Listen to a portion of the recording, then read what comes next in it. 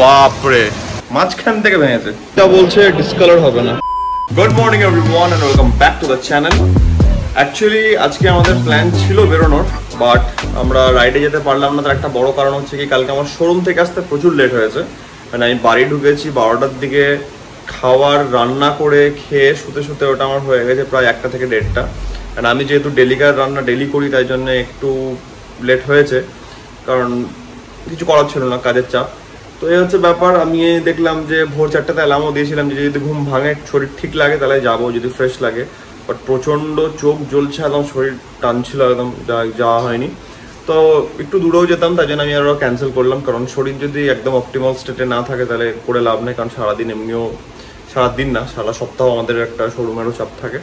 তো না, অসুবিধা নেই, দেখছি উইকে কিছুটা করা যেতে পারে। আপাতত আমাদের মিল 1 কমপ্লিট হয়ে গেছে, দ্যাট ইজ প্রোটিন। তো এখন আমরা যেটা করবো সেটা হচ্ছে গিয়ে রান্না করবো, কারণ কিছু রান্নার প্রিপারেশন আছে অ্যান্ড আমাকে একা হাতে সব করতে হচ্ছে। তার কারণ হচ্ছে মাম নেই এখন, এই হচ্ছে ব্যাপার।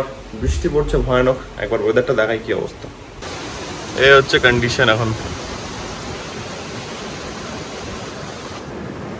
একদিক থেকে আমি বলবো যাইনি ভালো হয়েছে, কারণ বৃষ্টিতে ভিজলে তখন অনেক ঝামেলা হতো। তো ওয়েদারও দেখছিলাম যে খারাপই আছে। ঠিক আছে, মানডে থেকে ওয়েদারটা একটু ক্লিয়ার অফ হয়ে যাবে, তো we will be good to go. তো ঠিক আছে, চলো রান্না বান্না করি। অ্যান্ড একটু বেরোতেও হবে, একটা কাজ আছে। তো কি নিয়ে কাজ, আগে রান্নার প্রিপারেশনটা শুরু হোক, তারপর দেখাচ্ছি আমি।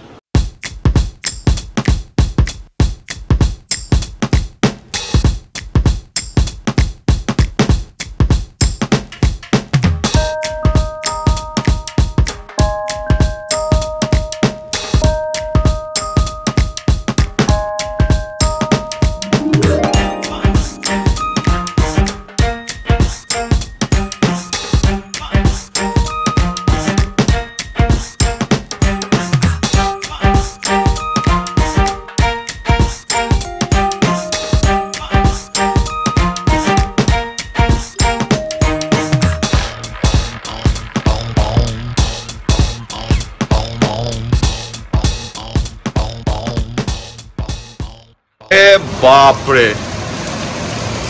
হোক হোক বৃষ্টি হোক, বৃষ্টি বহুত দরকার। তো একটা কথা বলি, ঠিক আছে, পরশু দিনের ঘটনা। আমি আমার যে আরেকটা চশমা আছে ওটাকে খুলে এভাবে নিয়ে মুছছিলাম, ঠিক আছে।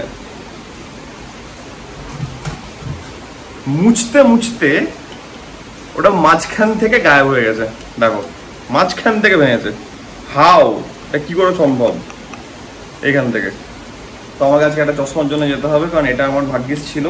তো একটা ব্যাকআপে থাকা সব থেকে বেশি ইম্পর্টেন্ট। তো এটা একটা অনেক বড় কাজ। আমি তাড়াতাড়ি খাওয়া দাওয়া করবো, খাওয়া দাওয়া করে বেরোবো।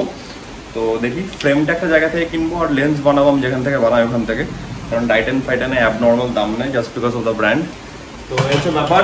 আমাদের খাবার চাপানো হয়ে গেছে, সালাড হয়ে গেছে, চিকেনের জন্য সবজি কাটা হয়ে গেছে, ডাল বসিয়ে দিয়েছি, ভাত হয়ে গেছে, চিকেনটা ডিফ্রস্ট হচ্ছে। তাড়াতাড়ি খাবো, খেয়ে নিয়ে বেরোবো। রেডি হয়ে গেছে আমাদের ডাল। ডালটা আমি আগে বানাতাম না, ঠিক আছে, ডাল এবার থেকে আমি বানাচ্ছি। মানে এই যে মাম গেল বাড়ি, এবার থেকে ডাল বানানো শুরু করেছি। তো ডালটা সারপ্রাইজিংলি খুব ভালো হচ্ছে, ঠিক আছে। তো আমার হেভি লাগছে ডালটা খেতে। তোমাদেরকে খাওয়াতে পারছি না তাই, বাট ট্রাস্ট মি, আমার তো হেভি লাগছে। অ্যান্ড তাই জন্য মামকে, মিমাকে, সবাইকে ভিডিও কল করে কাকিমণিকে বাড়িতে দেখাচ্ছিলাম এখনই। তো যাই হোক, আমাদের সব রেডি হয়ে গেছে। চিকেন ডিফ্রস্ট হচ্ছে, চিকেনটা একটু পরে করবো, অসুবিধা নেই। লাঞ্চটা করে নিই, কারণ একটু রেস্ট নিয়ে বেরোতে হবে আমাদেরকে। চলো। সো ফাইনালি বেরোনো হচ্ছে। এখন বাজছে কটা? 5:30। 5:30 বাজছে। বেরোচ্ছে এই জন্যই কারণ রোববার আছে, অ্যান্ড ওই চশমা যেখান থেকে বানাবো লেন্সটা, ওদের খুলতে খুলতে প্রায় 6টা হয়েছিল আগের দিন। অ্যান্ড আমি চাইছি না আবার কি দাঁড়াবো। তো এখান থেকে ডাইরেক্ট আমরা সাউথ সিটি যাবো। সাউথ সিটিতে দেখবো একটু ফ্রেম, টাইটানিটি দেখবো। যদি পছন্দ হচ্ছে তো ভালো, না হলে অন্য কোথাও ফ্রেম দেখবো, ফ্রেম নেবো একটা, চশমা অন্য জায়গা থেকে বানাবো। চলো বেরোই আর কি। আমি রেডি। বড়দের দিন যেটা পরেছিলাম সেই জামাটা, এটা হচ্ছে প্যান্ডা লাইফ। চলো বেরোনো যাক। ওয়েদার ইজ প্রিটি গুড, বেরোনো যাক।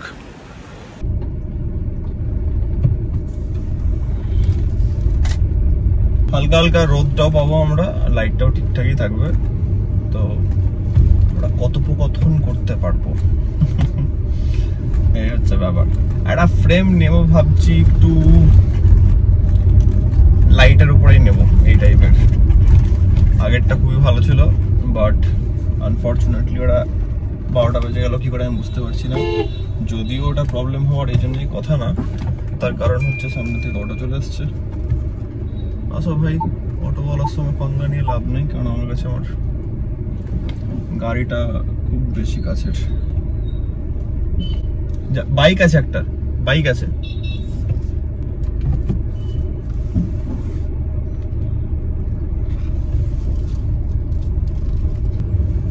এটাকে বলা হচ্ছে ম্যাচিউরিটি।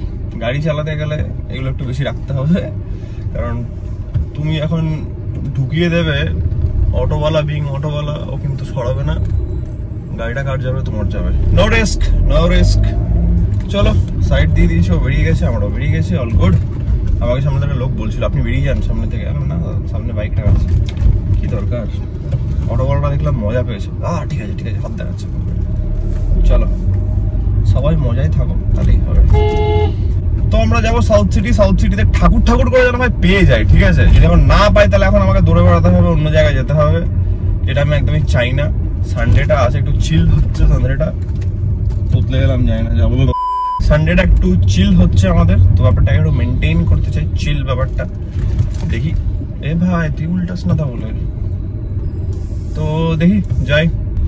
অনেকেই আমাকে তোমরা জিজ্ঞেস করছিলে ডিএম এ, ইনস্টাগ্রামে, যে আমার কারেন্ট ওয়ার্কআউট কেমন চলছে, ওয়ার্কআউট স্প্লিট কি আছে না আছে। তো সেটা নিয়ে আমি একটু এখানে গল্প করি তোমাদের সঙ্গে। দেখো, ওয়ার্কআউট স্প্লিট না প্রোগ্রাম টু প্রোগ্রাম ভ্যারি করে, ঠিক আছে।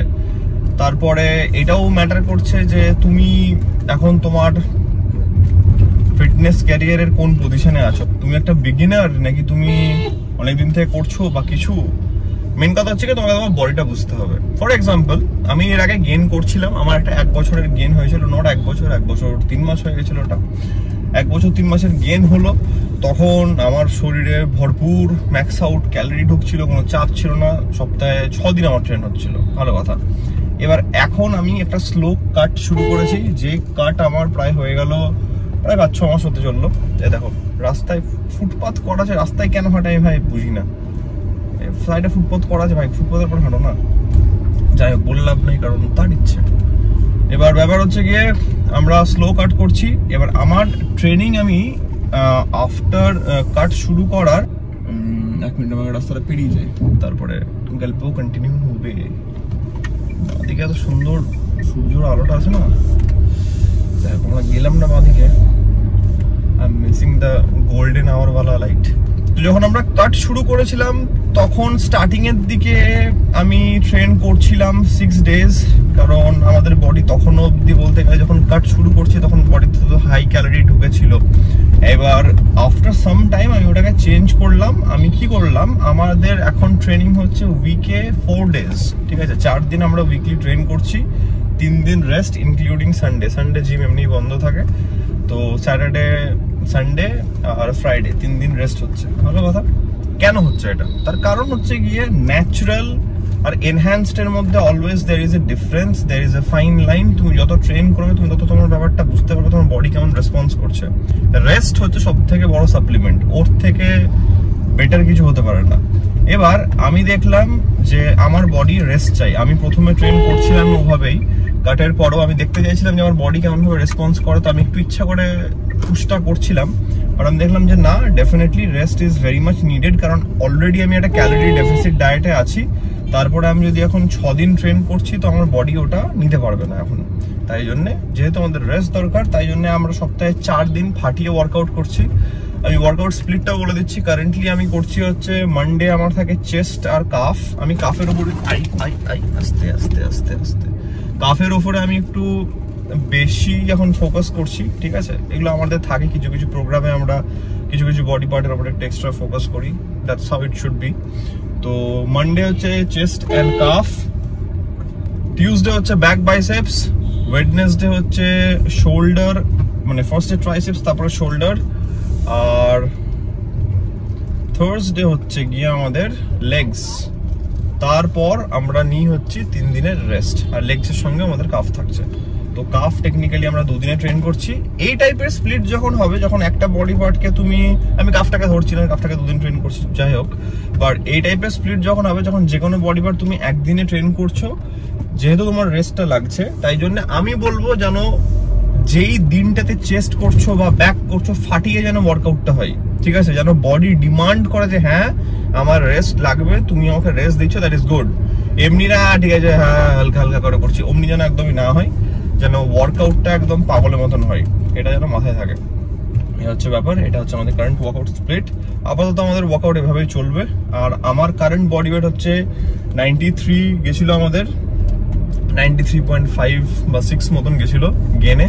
এখন আমার বডি ওয়েট হচ্ছে 84, তো দ্যাট ইজ গুড, ঠিক আছে। গান মেটাল ফিনিশ, এটা দেখলাম ব্ল্যাকটা আমি দেখাচ্ছি একবার, অল ব্ল্যাক। এই হোয়াইটটা বলছে ডিসকালার হবে না, কারণ আরেকটা যেটা হোয়াইট আছে, হোয়াইটের উপর একটা ফ্যাসিনেশন আছে আমার। I am confused. একটা পছন্দ হলো না, কিছু না, দাম এদিকে 7 থেকে 8 হাজার টাকা দাম, এদিকে কোনো ভ্যারাইটি নেই, কিছু নেই।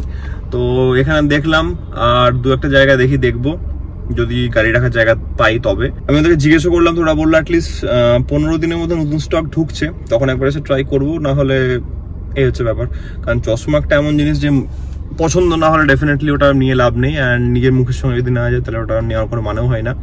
তো আপাতত ক্যান্সেল করলাম। অ্যান্ড সাউথ সিটি থেকে একদমই কথা বলা যাবে না, কারণ কোন ব্যান্ড এসছে, জোরে জোরে গান বাজছে, তাই জন্য আমি আর ওখানে ব্লগও করলাম না। জানি না তোমরা শুনতে পেয়েছিলে কিনা সবার স্টপের ভেতরে, বাট এই হচ্ছে কারেন্ট আপডেট।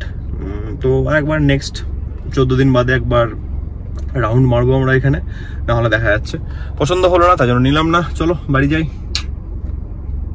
ওইদিকে একটা লেন্স কার্ড আছে, বাট আমার মনে হচ্ছে না যে আমি ওই লেন্স কার্ডটাতে যাওয়ার জন্য পার্কিং পাবো, চেষ্টা করি একবার।